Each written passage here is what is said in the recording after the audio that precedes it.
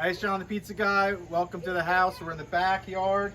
We have marinated chicken, we have penne vodka, and we have make your own potatoes.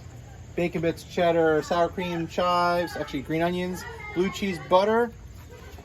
This is the penne vodka. This is the same sauce, the ragu that I made. I just took the ragu and I made it into vodka sauce. Really simple. It's just onions, heavy cream, as well as some extra Parmesan, vodka, and a little bit of bacon. And these are marinated chicken breasts and thighs. I prefer the thighs because they're more flavorful. But it is lime, white vinegar, garlic, parsley, black pepper, jalapeno, hot sauce, and grill them. Enjoy. Thanks for watching.